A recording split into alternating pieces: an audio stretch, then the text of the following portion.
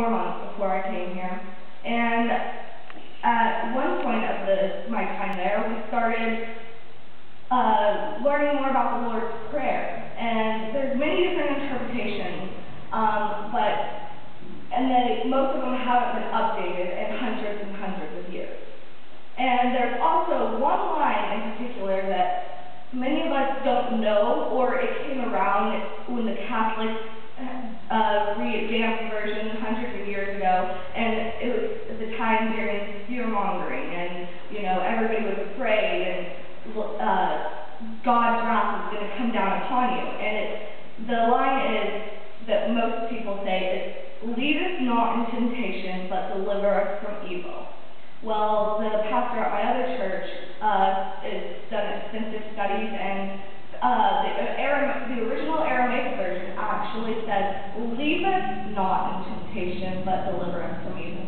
And it all of a sudden made such clearly perfect sense, because there is no reason that God would lead us into temptation. That's not what He's there. He's here to forgive us. And so we just want to ask Him not to lead us into temptation. I also found another very beautiful interpretation of that line and another version of the Aramaic version. So, and give us this day our daily bread, it says, "And leave us serene, just as we allow others serenity.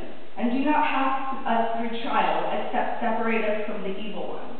So that's just the same thing in different words. And I thought it was very beautiful, and it's so incredibly true, because God sent His only Son because He loved us so much that He wanted us to be saved. And Jesus forgave all of our sins on the cross.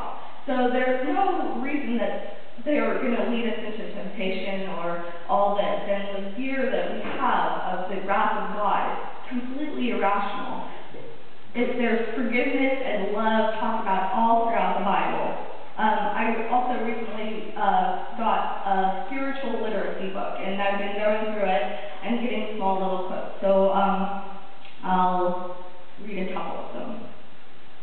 "If you want to see the brave, look at those who can forgive. If you want to see the heroic, look at those who can love in return for hatred."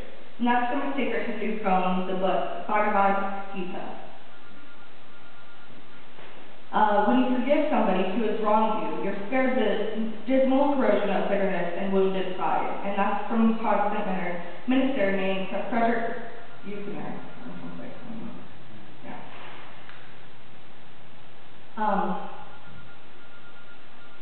So, it is our right to hate an evil man for his actions, but because his deepest self is the image of God, it is our duty to honor him with love. And that's from a man named Rob Cook. He's a Jewish man. So I'd also like to read you the version of the Lord's Prayer that my congregation in Bozeman, we rewrote it to kind of revamp it for modern times, kind of steer away from the patriarch-dominated thing, and, just create a more unity in the whole prayer itself. And it says, "Our Creator, which art in heaven, hallowed be thy name," because there are over 2,500 names for the word God. So you can't just include one name. "Unity come. Thy will be done, on earth as it is in heaven. Give us this day our daily bread, and forgive us our debts, as we forgive our debtors. And lead us not in temptation, but deliver us from evil. For thine is the kingdom, and the power, and the glory forever." So that's just something to think about. If you want me to write down the version and bring it, I can do that for you guys, because I think it's absolutely beautiful.